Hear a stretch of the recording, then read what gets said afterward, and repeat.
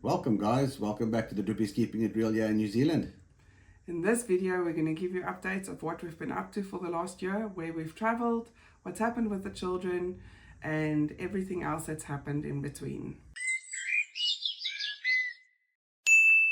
And our word for the day is Car pie, which means good, well done, or if you ask someone, how are you doing? And they'll respond with car pie. easy way to pronounce it would be is car and pie. Car pie. It's been a year since our last video. To be honest, keeping it real is too real for us because making videos is not an easy thing.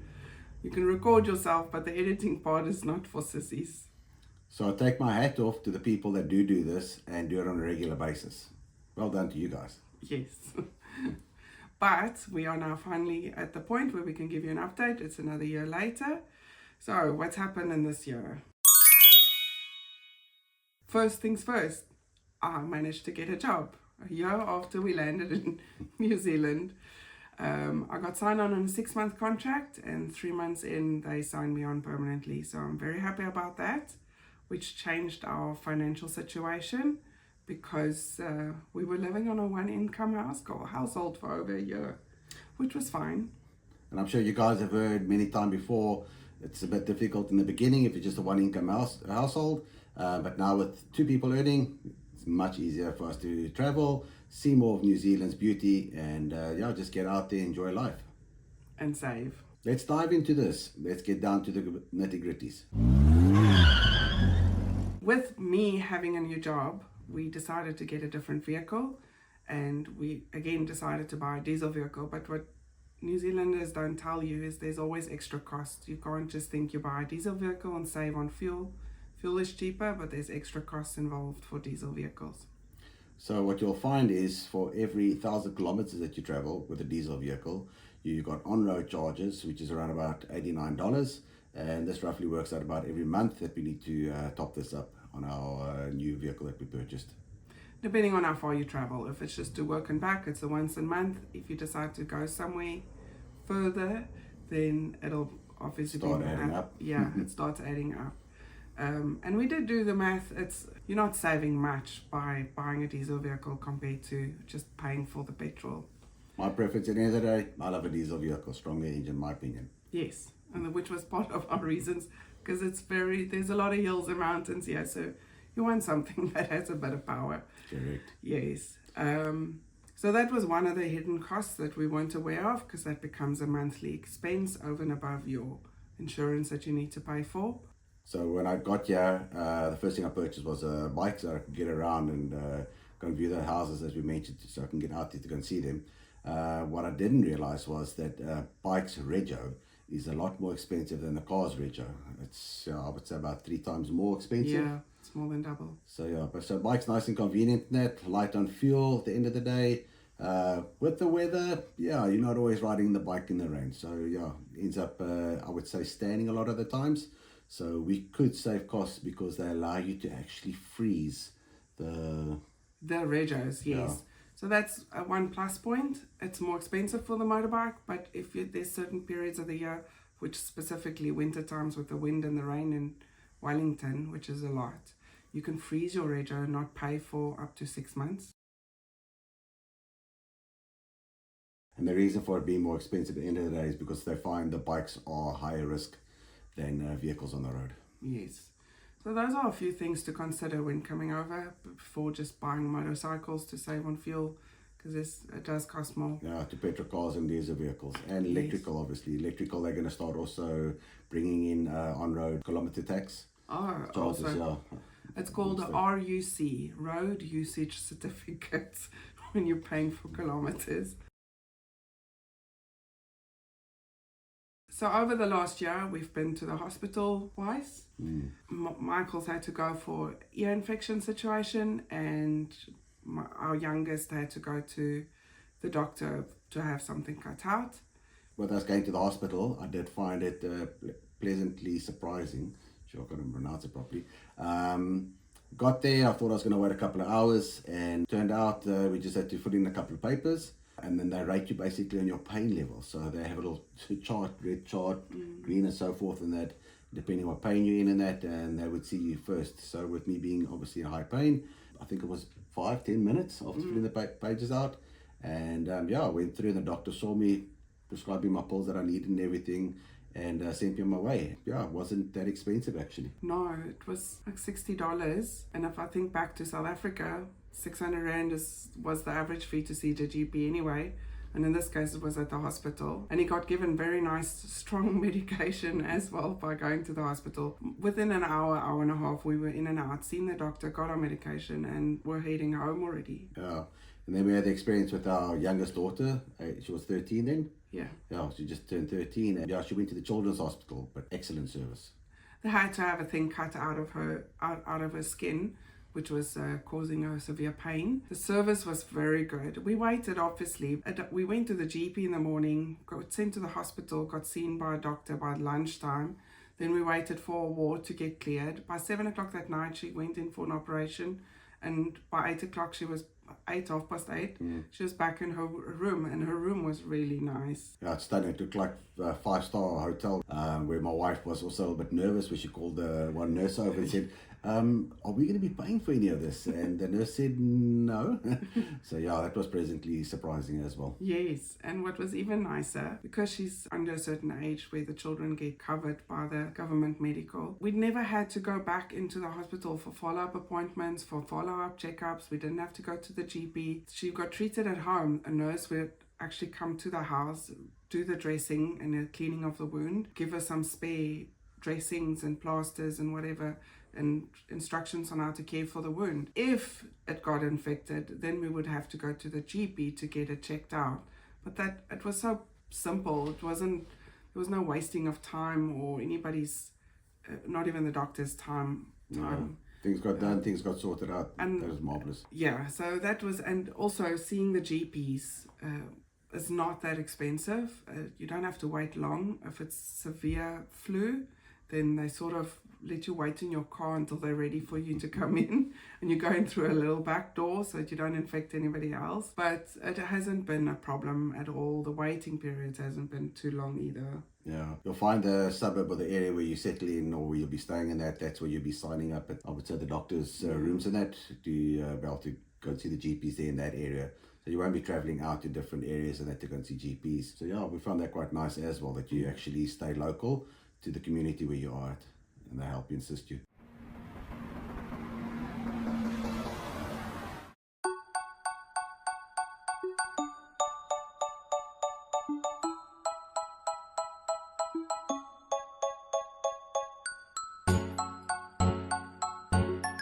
Done an actual road trip, we've done two road trips so far in the last year. The first one of which we went all the way up from Wellington to Rotorua. We stayed at the bottom of Lake Taupo and took a Friday off, made it a long weekend. Yeah, we actually went out to Taupo to go to a camping expo and caravans and so forth, just to go and see what the pricing's like and stuff, because we're avid campers. And we wanted to try and get back into the game, but yeah, it's not cheap. And then if you had to purchase a caravan and so forth, you're going to make sure that the property or the rental place that you have has the space to be able to park your caravan or camper that you're going to be purchasing. Because they don't do conquerors and bush lapas and those kind of trailers here. Everything is either a camper van or a big caravan that has its own bathroom on it. I think also because a lot of people do the freedom camping. So then there's no ablution blocks and those kind of things at all. But if we started weighing out the costs, paying a caravan off, because often they cost more than cars, paying a caravan off, paying for storage, and then saving a little bit on your campsite costs, is it really worth it? So yeah, we did start weighing up our options, but yeah, this whole caravan cost excursion ended up turning into us doing a nice travel out. And we stayed in a lodge. Yeah.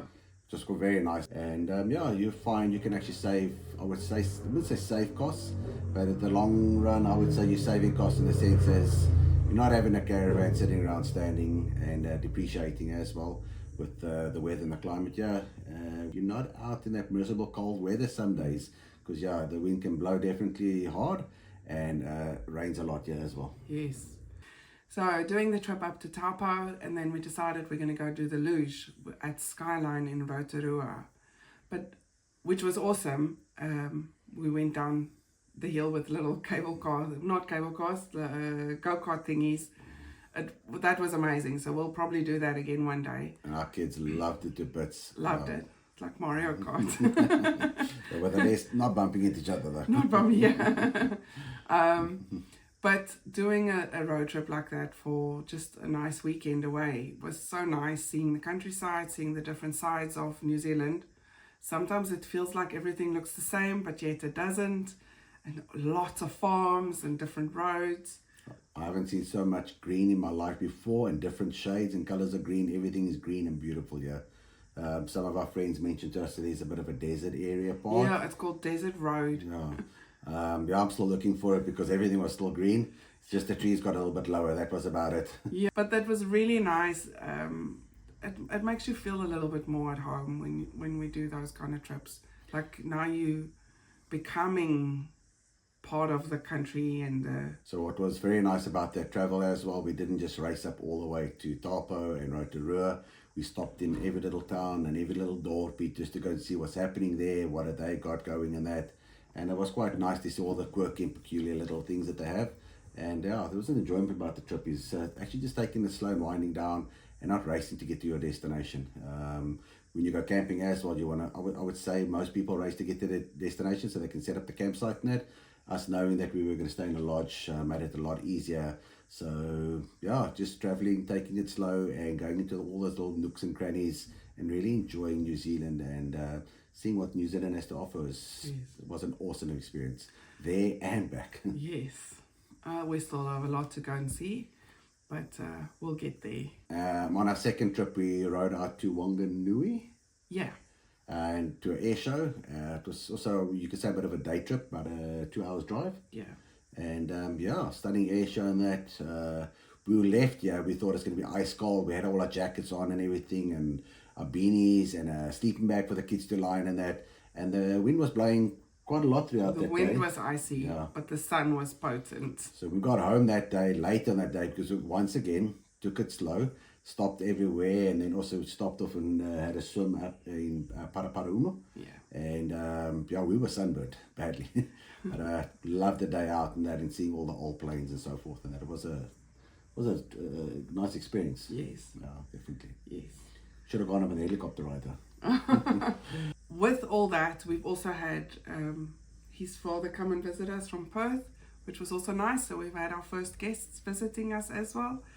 That's also nice because now you get to go to the places you've been to a second time, which is a first for us, because in South Africa you do the same thing all the time. But yeah, this was the first time we had to redo something, and we still enjoyed it. It was lots of fun.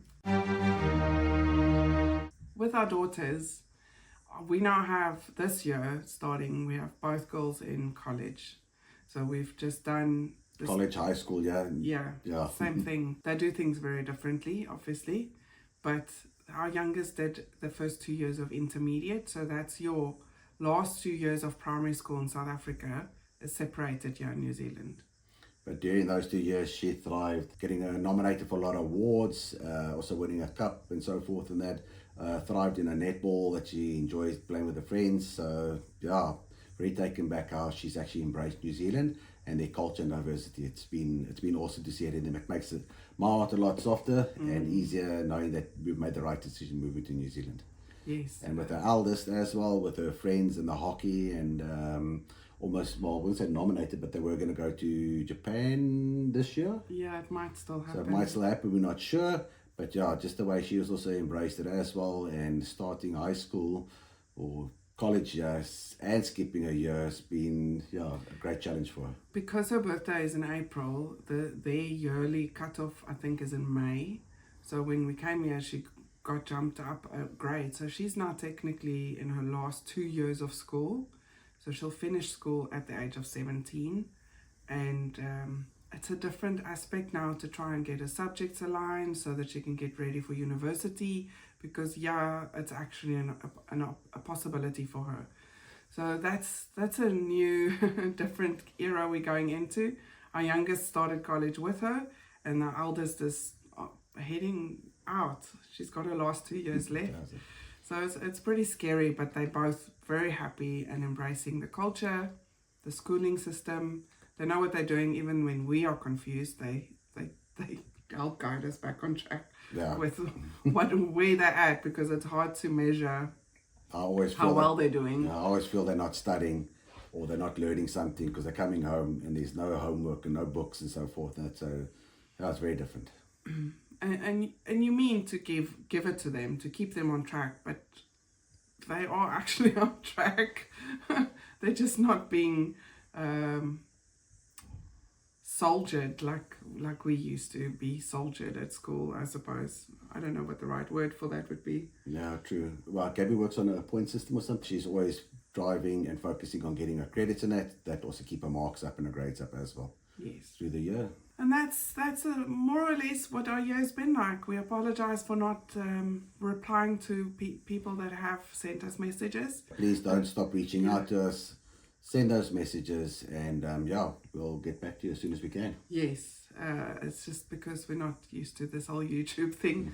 And we will definitely attempt to keep making more frequent videos. If you guys have any questions on that you would like to know around your kids and that you guys are planning on maybe immigrating that we could help out with, in a sense of how would they adapt or areas and so forth, and that we could maybe give in Wellington, we could give some area, guidance. some yes. guidance.